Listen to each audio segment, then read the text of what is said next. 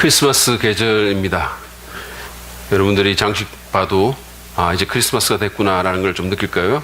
제가 오늘부터 성탄절 이야기라는 그런 시리즈 설교를 여러분과 나누기를 원합니다. 오늘은 그 첫 시간인데 기대가 되세요? 감사합니다. 이 말씀이 백화점 바겐세일이나 또는 무슨 성탄 특집 연애 프로그램이 여러분에게 주지 못하는 그런 은혜를 여러분에게 주기를 바랍니다. 유진 피터슨이라는 분이 거북한 10대, 거룩한 10대라는 책을 쓰는데 그 책에 보면 10대의 자녀를 일컬어서 피터슨은 도저히 선물 같지 않은 하나님의 선물이다 이렇게 말했습니다.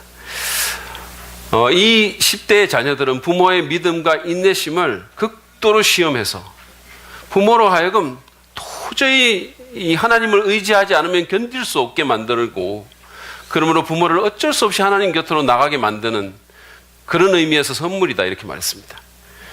너무 힘들어서 전혀 선물처럼 생각되지는 않는데 결과적으로 선물이라는 거죠.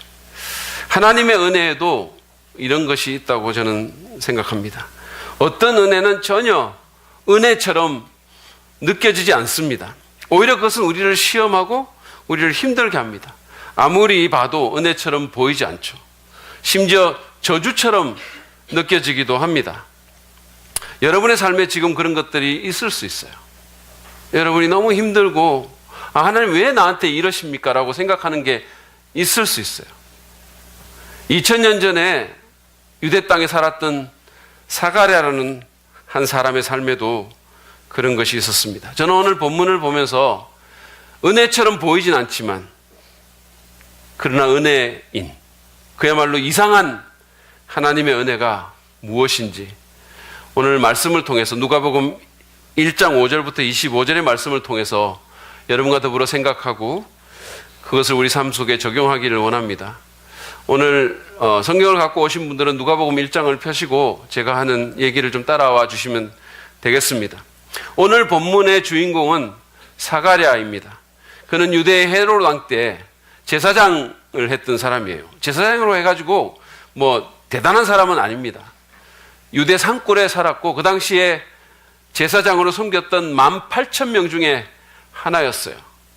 이를테면 오늘날 뭐 시골에서 작은 교회 목회하는 그런 목사님 같은 사람이었습니다. 당시에 제사장은 24개의 조로 나눠져 있었는데 이 사가랴가 속해 있던 조는 8번째 조로서 아비야 조라는 곳에 배속이 되어 있었습니다. 사가랴라는 이름도 당시의 제사장들에게는 흔한 이름인데 야훼가 기억하신다. 여호와께서 주님이 기억하셨다. 그런 뜻입니다. 그에게는 같은 제사장 자손인 아내가 있었는데 모세의 형님인 아론의 자손이었습니다. 그의 아내가. 말하자면 PK들이 서로 결혼해가지고 부부를 이룬 거예요. 그런데 그 아론의 아내도 엘리사벳이라는 이름을 가졌는데 바로 그 이름을 사가랴의 아내가 갖고 있었습니다. 이 이름 또한 제사장 가문에서는 굉장히 흔한 이름이었어요. 오늘날은 뭐 엘리자베스 테일러라든지 영국의 여왕이 갖는 이름이지만 그 당시에는 아주 평범한 이름이었습니다. 이 사람들은 그 이름처럼 매우 평범했고 뭐 하나 내세울 게 없는 그런 사람이었어요. 그렇지만 아주 훌륭하고 하나님 보시기에 특별한 신앙인이었습니다. 6절은 이렇게 묘사를 합니다. 그 두 사람은 다 하나님 앞에서 의로운 사람이어서 주님의 모든 계명과 규율을 흠잡을 데 없이 잘 지켰다. 뭐 죄가 하나도 없이 완벽하다 그런 뜻은 아닙니다. 그러나 그들은 하나님 보시기에 아름다운 삶을 살았고 최선을 다해서 하나님 말씀을 지키려고 애를 썼습니다. 그러나 그런 그들에게도 문제가 없지는 않았어요. 그것은 7절에서 밝히고 있는 것처럼 자녀가 그들에게 없었다는 겁니다. 여러분들이 이런 말씀을 들으시면 자녀가 없었다고? 뭐 편하고 좋겠네. 무슨 뭐 롱패딩 사달라고 무슨 등골이 휘어지고 그런 일도 없고 좋겠네. 이렇게 생각할 수도 있어요. 그렇지만 그런 차원이 아니었습니다. 엘리자벳은 불임이었어요. 당시의 불임의 여성은 사회적으로 수치거리였습니다. 하나님께 징벌을 받거나 저주를 받았다라고까지 생각을 했습니다. 이들이 얼마나 큰 압박과 눈총을 받았을까요? 말하자면 목사님 집안인데 뭔가 목사님이 잘못하고 사는 것 같은 그런 눈총을 계속 받는 거예요. 얼마나 힘들었을까요? 얼마나 간절히, 얼마나 힘들게, 얼마나 오랫동안 기도했을까요? 그러나 그녀는 여전히 불임이었고 이제는 나이가 많아서 임신을 할 수가 없는, 임신 자체가 불가능해졌습니다. 소망이 사라진 겁니다. 그렇게 살아가던 사가랴가 자기조의 차례가 돼서 성전 봉사 때문에 예루살렘에 갔습니다. 당시에 제사장들은 1년에 2번 일주일씩 성전 봉사를 했습니다. 그런데 성소에서 제사를 집전하는 일은 제사장들에게 평생에 한 번만 허락이 되었고 그것도 제비를 뽑아서 뽑혀야 그렇게 할 수가 있었습니다. 수많은 제사장들이 평생 한 번도 해볼 수 없는 그런 일이었어요. 그것은 특권이었습니다. 하나님, 성전 성소에서 제사 집전의 일에 한번 참여할 수 있게 허락해 주십시오. 그 영광을 제게 주십시오. 라는 것이 당시의 모든 제사장들의 기도 제목이었어요. 사가랴도 예외가 아니었을 겁니다. 그런데 어느 날 그 영광이 사가랴에게 찾아왔어요. 사가랴는 로또 맞은 사람이 된 겁니다. 자기 조의 750명의 제사장 가운데 그가 제비를 뽑게 된 겁니다. 믿을 수 없는 일이 일어났습니다. 자기 인생 최고의 하이라이트가 될 사건이었어요. 그는 아싸!을 대박을 외치고 셀카를 찍어가지고 페이스북에 올리고 그리고 자기 와이프에게 카톡했습니다. 여보, 해냈어! 제비가 됐다고! 제비가 됐다고? 성전간거 아닌? 먹미? 뭐 이런 식이 됐겠죠. 아드레날린이 콸콸 돌기 시작했고 동시에 자기가 이제 해야 될 세부적인 일에 대한 관심과 긴장이 고조되는 그런 상황이었습니다. 드디어 사가랴는 꿈에도 그리던 성소에 들어갔어요. 그리고 백성을 대표해서 하나님께 분향했고 백성들은 바깥들에서 하나님께 간절히 기도하고 있었습니다. 여러분, 이것이 얼마나 성스럽고 경건한 그런 느낌인지 그 분위기를 좀 느낄 수 있으시겠습니까? 그런데 이런 와중에 사가랴에게 더욱 놀라운 일이 일어났습니다. 갑자기 천사가 나타나서 제단 오른쪽에 선 겁니다. 여러분은 하나도 놀라지 않지만 이것은 사가랴에게 너무너무 놀라운 일이었어요. 그는 너무 놀라고 큰 공포감에 사로잡혔습니다. 그런 그를 안심시키며 천사가 전한 메시지가 더욱더 놀라운 거예요. 13절, 17절에 그 말이 나와 있는데 제가 읽어봐 드리겠습니다. 사가랴야, 두려워하지 말아라. 내 간구를 주님께서 들어주셨다. 네 아내 엘리사벳이 너에게 아들을 낳아줄 것이니 그 이름을 요한이라고 하여라.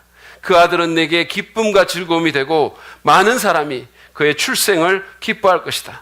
그는 주님께서 보시기에 큰 인물이 될 것이다. 그는 포도주와 독한 술을 입에 대지 않을 것이요 어머니 뱃속에 있을 때부터 성령을 충만하게 받을 것이며 이스라엘 자손 가운데서 많은 사람을 그들의 주 하나님께로 돌아오게 할 것이다. 그는 또한 엘리야의 10년간 능력을 가지고 주님보다 앞서와서 부모의 마음을 자녀에게로 돌아오게 하고 거역하는 자들을 의인의 지혜의 길로 돌아서게 해서 주님을 맞이할 준비가 된 백성을 마련할 것이다.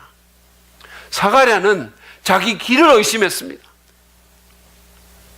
아들이라니.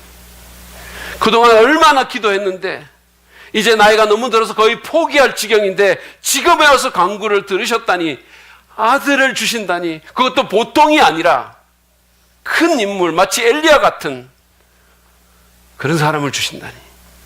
아니, 우리 온 이스라엘이 그동안 그토록 고대하던 메시아의 예비주자로서 그 길을 예비하는 그런 위대한 인물을 아들로 주신다니, 그것도 나 같은 시골 제사장에게. 이거는 믿을 수 없는 일입니다, 여러분. 말이 안 되는 얘기예요. 영어로 사실이기에는 너무 좋은이라는 표현이 있어요. Too good to be true. 그 말이 지금 사가랴의 상황에 딱 들어맞는 말입니다. 너무 좋은데 믿어지지가 않는 거예요. 여러분 생각해 보십시오. 만약에 이것이 사실이라면 사가랴는 자신이 꿈꾸며 평생 꿈꾸며 바라며 기도했던 일들이 동시에 이루어지는 것을 지금 보는 겁니다. 아니 이미 하나는 이루어졌어요. 온 백성을 대표해서 성소에서 하나님께 분향하는 일은 이미 이루어졌습니다. 그런데 다른 두 가지, 아들을 갖는 것과 메시아가 오는 것에 대한 기도가, 그 소망이 이제 현실이 된다는 거예요. 여러분 이게 말이 됩니까? 평생의 기도 제목, 가장 중요한 기도 제목 3개가 한순간에 다 이루어진다는 게 말이 됩니까? 도저히 믿어지지가 않는 거예요. 그래서 사가랴는 자기도 모르게 다음의 말을 불쑥 뱉어버렸어요. 18절입니다. 어떻게 그것을 알겠습니까? 나는 늙은 사람이요 내 아내도 나이가 많으니 말입니다. 이 말은 여보시오 천사 양반, 말이 좀 되는 소리를 하셔. 저를 놀립니까 지금? 제가 바본 줄 아세요? 이런 것 같은 말이에요. 그동안 그렇게 기도해 놓고 하나님께서 그 간구를 들으시고 이제 응답하신다고 하니까 이렇게 반응하는 거예요. 한 교회 목사님이 생각이 납니다. 그 교회가 새들어 있는 건물의 지하실에 술집이 들어왔어요. 아니 그래서 지금 교회 예배나 전도가 엄청 방해를 받는 거예요. 온 교회가 간절히 기도합니다. 모여가지고 저 술집 좀 망하게 해서 나가게 해달라고. 근데 술집이 망했어요. 그러니까 그 술집 주인이 교회를 고소합니다. 교회에서 열심히 기도해가지고 술집이 망하게 됐다고, 교회에서 손해배상해야 된다고 고소를 했어요. 그랬더니 목사님이 재판정에서 이렇게 말을 했어요. 아니 주인장 억지 소리 좀 하지 마시오. 기도한다고 술집이 망합니까? 뭡니까 이게? 기도한 목사님은 기도를 안 믿고 술집 주인은 기도를 믿었어요. 사가랴가 지금 이런 상황입니다. 열심히 기도해놓고 천사는 사가랴가 한 이 불신의 말을 그냥 흘려듣지 않았습니다. 여러분 천사한테 말할 때는 조심해서 말해야 돼요. 19절 20절입니다. 나는 하나님 앞에 서 있는 가브리엘인데 나는 네게 이 기쁜 소식을 전해주려고 보내심을 받았다. 보아라, 그때가 되면 다 이루어질 내 말을 네가 믿지 않았으므로 이 일이 이루어지는 날까지 너는 벙어리가 되어서 말을 못하게 될 것이다. 백성들은 사가랴가 나올 시간이 훨씬 넘었는데도 나오지 않자 이상하게 여겼어요. 설교가 끝날 시간이 훨씬 넘었는데도 끝나지 않으면 요즘 성도들은 그냥 이상하게만 여기지 않습니다. 화를 내죠. 그리고 어쩌면 집에 갈지도 모릅니다. 그러나 그들은 계속해서 기다렸어요. 마침내 사가랴가 나왔는데 벙어리가 돼서 나왔습니다. 말을 하지를 못하는 거예요. 그렇게 기다리던 백성들에게 마치 1박 2일에서 퀴즈하는 것처럼 막 손짓 발짓 몸짓 서로 막 뭔가를 전하려고 하는데 메시지가 전달이 안 됩니다. 사람들은 뭔가 신비한 일이 일어났음을 직감하면서 이 사가랴가 환상을 보고 쇼크를 받은 줄 알았어요. 사실은 환상이 아니라 진짜 천사를 봤는데 어떡하겠습니까? 그는 말을 할 수가 없었어요. 마침내 제사 당번 기간이 끝나서 사가랴는 집으로 갔습니다. 자기 남편이 벙어리로 돌아온 것을 본 엘리사벳은 얼마나 놀랐겠어요. 남편이 벙어리로 되기를 원하는 분들도 있을지 모르겠지만 엘리사벳은 너무 놀랐어요. 사가랴가 얼마나 하고 싶은 말이 많았겠습니까? 그러나 그는 그럴 수가 없었어요. 힘들게 손짓 발짓하며 어쩌면 글을 좀 써가면서 어떤 일이 일어났는가를 대충 전달했을 것입니다. 그리고 그가 말한 것처럼, 그가 전해 들은 것처럼 얼마 지나지 않아 엘리자벳이 임신합니다.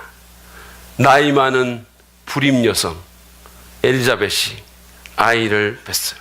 그녀는 사람들을 피해서 5달 동안 숨어 살면서 이렇게 하나님을 높이는 말을 했습니다. 25절이에요.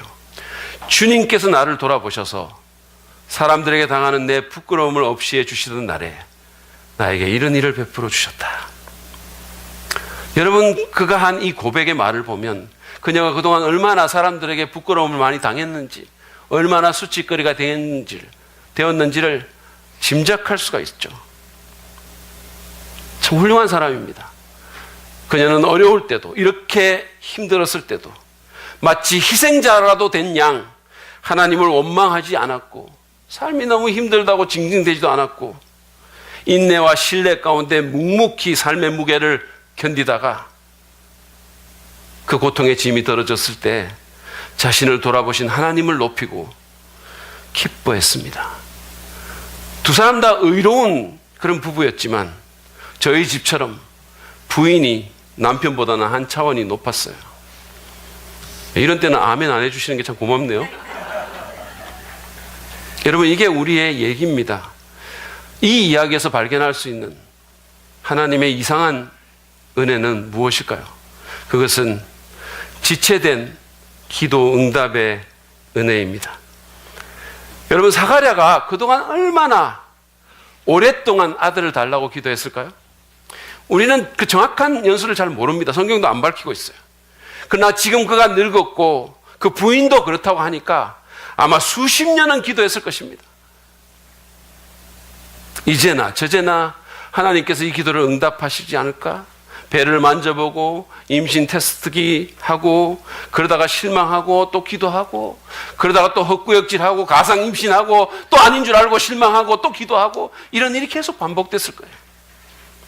어쩌면 지금 이 시점에서 그들은 거의 그 기도를 포기하려고 하는 상태에 있는지도 모릅니다.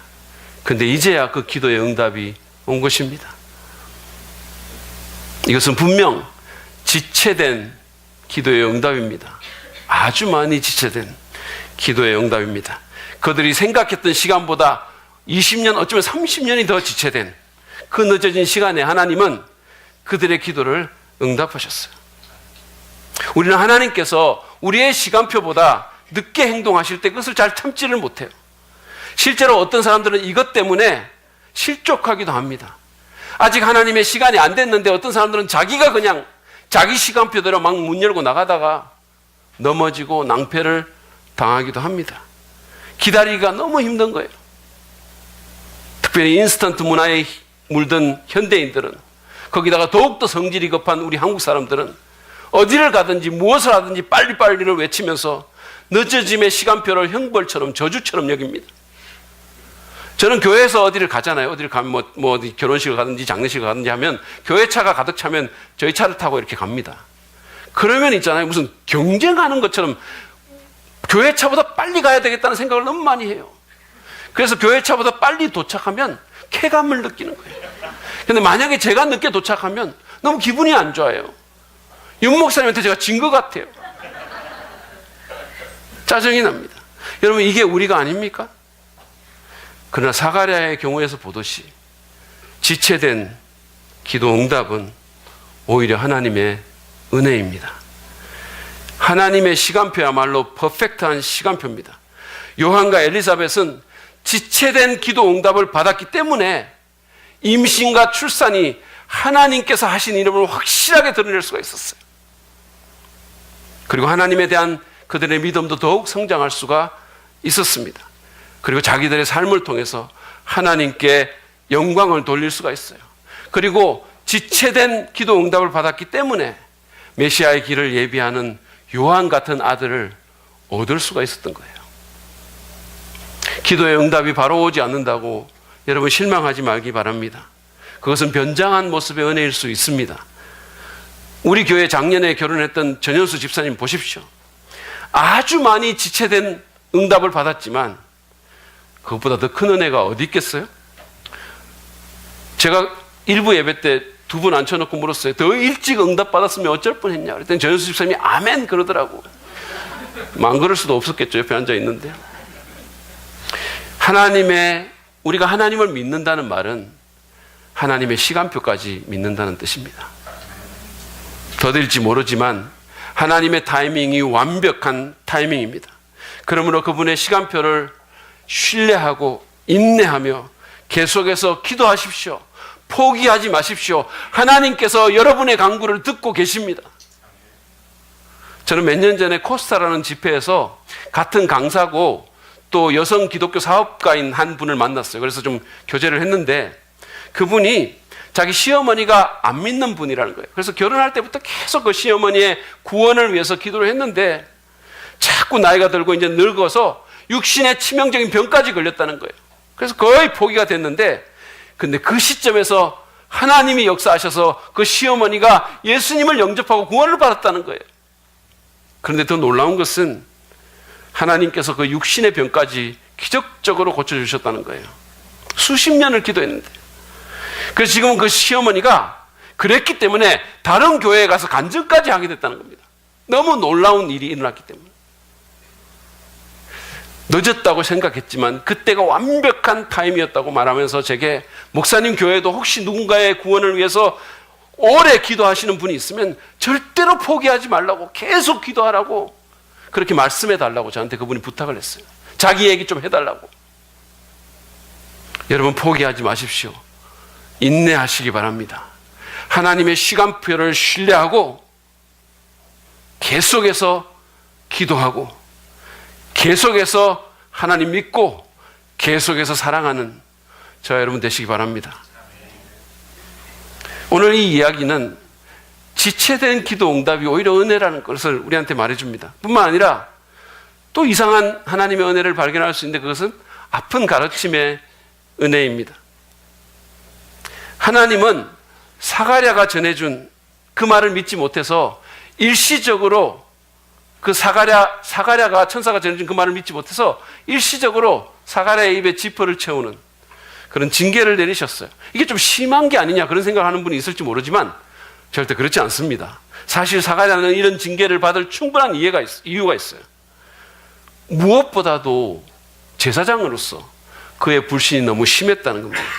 여러분 생각해 보십시오. 그는 지금 어떤 인간, 어떤 사람이 아니라 하나님께서 보내신 초자연적인 존재인 천사에게서 하나님의 약속의 말을 들은 거예요. 이를테면 제가 윤 목사님한테, 윤 목사님, 내년 이맘때 아들이 있게 될 것입니다. 윤 목사님은 부부 사이가 너무 좋고, 그리고 정말 요즘 새벽 기도에서 아가스를 통해서 성에 관한 설교도 너무 뻔뻔스럽게 잘해서 하나님께서 아들을 주실 것입니다. 이렇게 말을 한다면 그거는 의심할 수가 있겠잖아요. 그런데 새벽 기도가 마치고 나오는데 천사가 만약에 그러면 그거는 또 다른 얘기죠. 완전히 다른 얘기잖아요. 사가랴는 지금 천사가 전해준 말을 못 믿겠다고 하는 겁니다.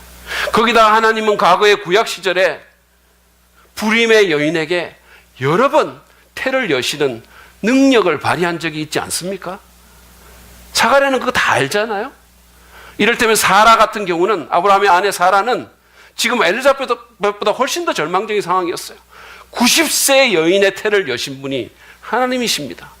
리브가는 또 어땠으며 한나는 또 어땠습니까? 그분이 바로 사가랴가 믿고 섬기는 하나님이셨어요. 근데 그는 다른 사람도 아닌 제사장으로서 천사가 전해준 그 하나님의 말씀과 구약의 말씀과 하나님의 능력을 신뢰하지 않았던 거예요. 그래서 이런 징계를 그에게 내린 겁니다. 근데 하나님께서 그에게 이런 징계를 내리신 또 다른 이유가 있어요. 그것은 제사장이며 장차 침례 요한의 부모가 될, 아버지가 될 사가랴의 신앙과 영성을 위해서 그에게 잊어버릴 수 없는 교훈을 주기 위해서 이런 징계를 주신 겁니다. 사가랴는 이 일을 통해서 하나님에 대한 자신의 신뢰가 얼마나 얕은지를 아마 절실히 깨달았을 것입니다. 뿐만 아니라 하나님을 가소평가하는 것이 얼마나 위험한 일인지도 뼈저리게 느꼈을 것입니다.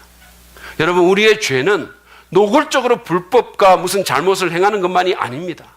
하나님을 온전히 신뢰하지 못하고 그분의 뜻과 길을 따라가는 데 주저하고 하나님을 가소평가하는 것도 죄입니다. 적어도 믿는 사람에겐 그렇다는 거예요. 사가랴는 일시적으로 벙어리가 되는 징계 가운데서 이런 것들을 아프게 인식하고 배우고 더 성장할 수 있었을 것입니다. 따라서 이 징계는 역설적으로 하나님의 은혜였던 거예요. 제가 초등학교 2학년 때인가 할명수를 사오라는 부모님의 그 명령을 받고 심부름을 한 적이 있어요. 약국에 가서 거스름돈을 받는데 갑자기 욕심이 생겼어요. 저는 그 거스름돈 가운데서 1원인가를 제 호주머니에 넣고는 부모님에게 나머지를 드렸어요. 그랬더니 부모님이 그걸 봤더니 이것만 내주냐고 물었어요. 그랬다고 말을 했습니다. 부모님은 제게 다시 할명수 값이 얼만데라고 물었어요. 제가 그 값에다가 1원을 더 붙여서 말씀을 드렸어요. 그리고 저는 죽도록 맞았습니다. 저는 그때 거짓말을 하는 것이 얼마나 위험하고 얼마나 안 좋은가를 정말로 몸으로 배웠어요. 몸으로. 정말 아프게 배웠습니다.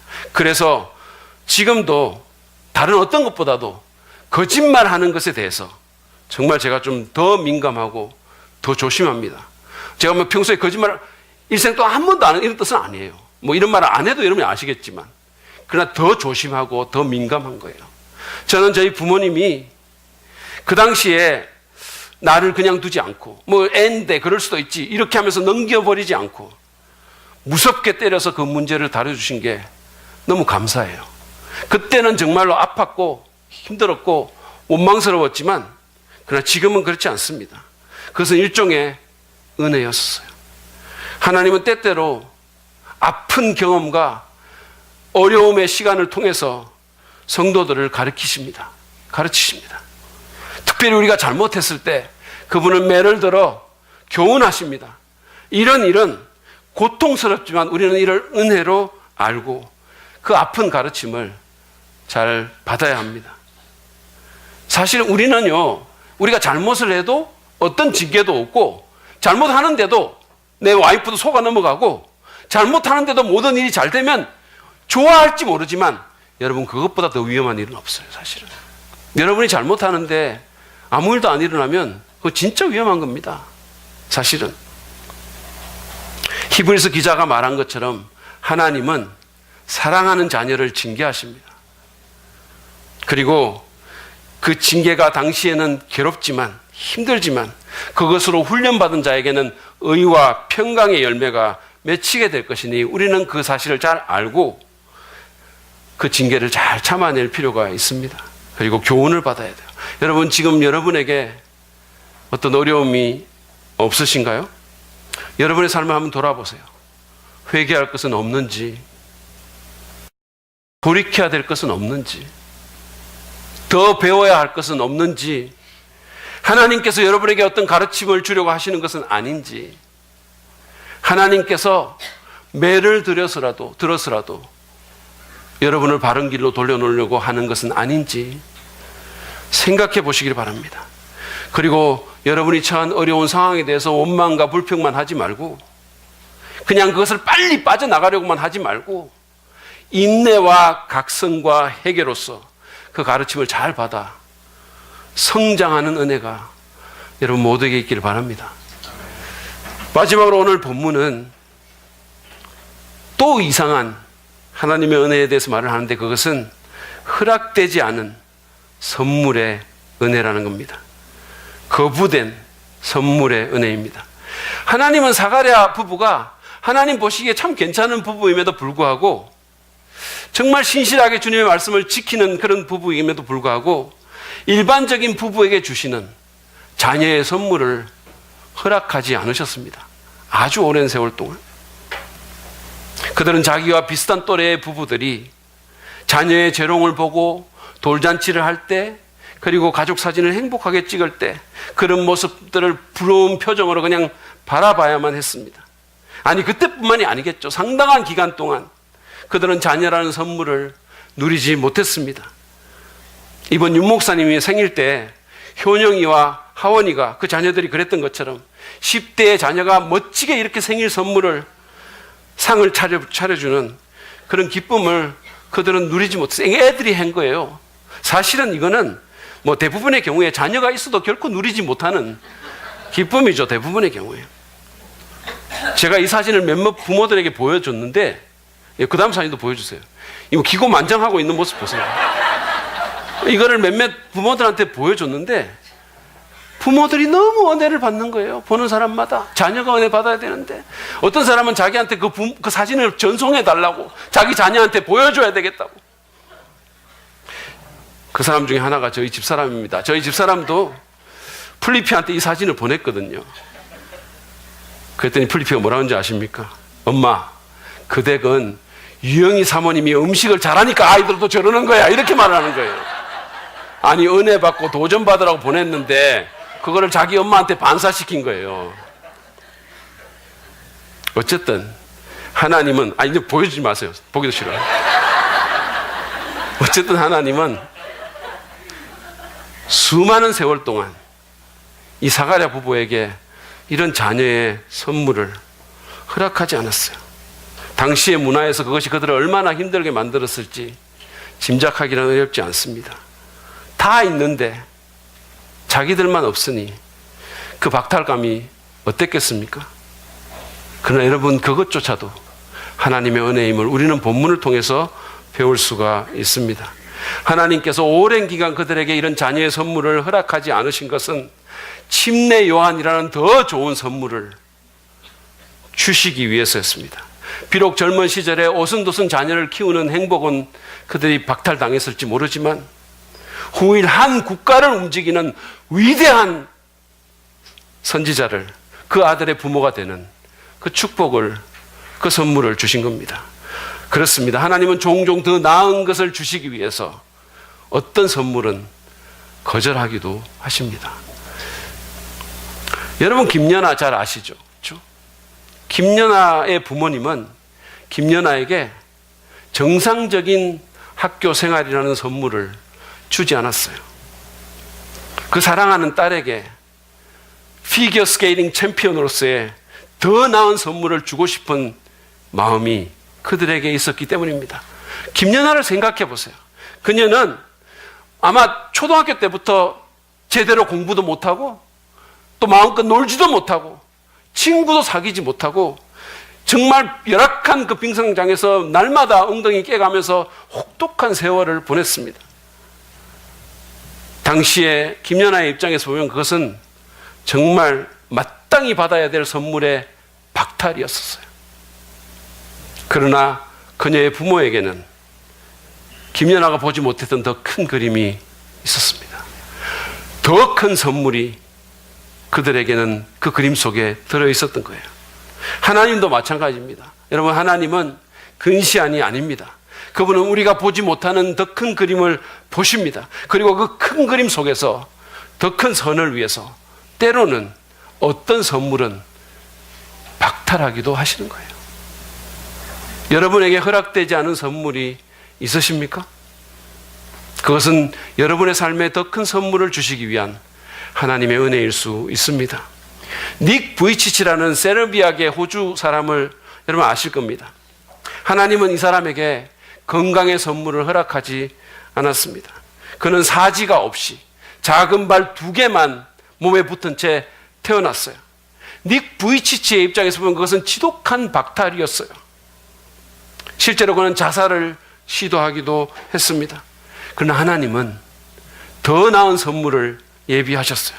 그것은 이 세상의 수많은 사람들에게 힘을 주고 용기를 주고 꿈을 주고, 그래서 그들을 하나님께로 이끄는 사명자의 삶이라는 위대한 선물이었었어요. 실제로 헤아릴 수 없는 사람들이 그를 보면서 살아갈 용기를 얻고 희망을 발견합니다. 그는 현재 아름다운 부인과 결혼해서 2 아들까지 낳았어요. 그리고 지금도 전 세계를 돌아다니면서 사람들을 도전하고 힘을 주고 희망을 주는 감동적인 삶을 살고 있습니다. 비록 하나님은 그에게 건강의 선물이라는 그 선물은 주지 않으셨지만 그에게 더 주고 싶은 더 큰 선물이 있었던 것입니다. 닉 부이치치에게 건강이라는 선물이 허락되지 않은 것처럼 여러분에게 허락되지 않은 선물이 있을 수 있습니다. 그것은 안정적인 재정일 수 있고 자녀일 수도 있고 초창기 한국에 들어오셨던 선교사들에게 있었던 것처럼 정상적인 가정생활의 행복이라는 것일 수도 있어요. 수많은 선교사들의 남편이 죽고 또는 부인이 죽고 자녀가 죽고, 하나님은 그들에게 정상적인 가정생활의 행복이라는 선물을 허락하지 않으셨어요. 그러나 그들에게 더 큰 선물이 예비되어 있었습니다. 여러분, 여러분의 허락되지 않은 그것이 무엇이든 그것은 더 나은 선물을 위한 하나님의 은혜임을 기억하기를 바랍니다. 우리는 근시안적이라 눈앞의 것만 보면서 거절된 선물에 대해서 마음 아파하고 심지어는 쓴뿌리까지 가질 수 있지만 하나님은 더 큰 그림을 보십니다. 더 크게 보시는 거예요. 여러분, 어차피 우리는 이 세상에서 모든 것 다 가질 수 없어요. 그리고 그리스도인은 이 세상에서 누리고 이 세상에서 가지라고 그것 때문에 여기 있는 것도 아니에요, 사실은. 더 나은 가치를 알고 계시고 더 큰 그림을 보시는 하나님을 잠잠히 신뢰하십시오. 힘드시죠? 힘들 거예요. 힘들 때는 그 슬픔과 그 실망감을 엘리자벳이 그랬을 것처럼 하나님께 가져가십시오. 하나님 앞에 쏟아 놓으십시오. 닉 부이치치도 외롭고 힘들 때는 하나님께 기도한다라고 얘기를 했어요. 그러면 하나님께서 자기와 함께 해주시고 자신의 삶의 계획을 갖고 계심을 또 깨닫게 만들어 주신다고 얘기를 했어요. 여러분, 기억하십시오. 지금 현재 눈에 보이는 게 다가 아니에요. 우리는 여기 이 세상을 위해서 지원받은 것만은 아닙니다. 거절당한 것 같은 그 선물은 변장한 하나님의 은혜입니다. 더 나은 선물이 여러분을 기다리고 있습니다. 그냥 일반적인 자녀를 원했던 사가랴 부부에게 그들이 상상하지도 못했던 위대한 선지자를 주셨던 하나님께서 여러분에게, 제게, 우리 모두에게 우리가 원래 상상한 것 이상의 선물을 주실 것입니다. 그 하나님을 신뢰하고 기대하고 기다리며 잠잠히 제자의 길을 사시는 저와 여러분 되시기를 간절히 바랍니다. 저희 아들 녀석이 어렸을 때 그 아이를 병원에 데리고 간 적이 있어요. 무슨 병이었는지 기억이 안 나는데 의사가 그 아이를 병상에 묶었던 것은 기억이 나요. 아이는 심하게 울었고 저항했지만 의사의 의도는 그 아이의 병을 낫게 하려는 것이었습니다. 그러나 하늘이는 눈앞의 고통과 그 현상만 볼 뿐 그 깊은 의사의 의도를 이해할 수가 없었어요. 하나님과 우리의 문제도 종종 이와 같습니다. 우리는 하나님의 깊은 뜻을 잘 이해하지를 못합니다. 그분은 은혜를 주시려고 그러는데 우리는 그 의도를 모르고 지금 당장 눈앞에 보이는 것만으로 하나님을 판단하고 원망하고 불신할 뿐 아니라 그분께 저항하고 실망감을 표출합니다. 그러나 여러분, 하나님은 우리보다 더 잘 아십니다. 우리보다 더 선하십니다. 우리보다 더 멀리 보고 더 넓게 보고 더 크게 보고 더 속이 깊으신 우리 아버지이십니다. 제임스 에머리 화이트라는 분은 이해할 수 없는 하나님 사랑하기라는 훌륭한 책을 썼어요. 비록 다 이해할 수 없어도. 글쎄요, 제임스 에머리 화이트가 말한 것처럼 사랑하기까지는 못하더라도 여러분, 그 하나님을 신뢰할 수는 있지 않겠습니까? 어차피 우리가 다른 것, 삶의 세세한 부분에서 때로 이해할 수 없는 일들을 만나지만 그러나 그 하나님은 우리를 위해서 자기 아들을 내어주신 분 아닙니까? 그거는 우리가 믿을 수 있잖아요. 우리를 살리기 위해서 자신의 소중한 아들을 죽이신 그 하나님을 우리가 믿을 수 있지 않습니까? 때때로 이해할 수 없는 작은 일들이 있긴 하지만 여러분의 삶 속에서 그 응답이 자꾸 지체되는 것 같은 기도 제목이 있습니까? 하나님이 고통을 주시는 것 같고 심지어 회초리를 드시는 것 같습니까? 다른 사람들은 다 누리는 것 같은데 그 어떤 선물이 박탈된 상황입니까? 기억하십시오. 그것들은 변장한 하나님의 은혜일 수 있습니다. 그렇습니다. 사가랴의 이야기에서 보듯이 지체된 기도 응답과 아픈 가르침과 허락되지 않은 선물은 좀 이상하게 보일 수 있지만 분명 하나님의 은혜입니다. 놀라운 은혜입니다. 그러므로 실망하지 말고 아픔과 슬픔을 하나님께 가져가는 가운데 하나님의 때를 기다리며 계속해서 큰 그림 보시는 하나님을 신뢰하십시오. 때가 되면 저와 여러분은 그것이 정말로 하나님의 은혜였음을, 놀라운 은혜였음을 깨닫고 오늘 엘리자벳이 그랬던 것처럼 하나님을 찬양할 수 있게 될 것입니다. 그런 축복이 우리 모두에게 있기를 바랍니다.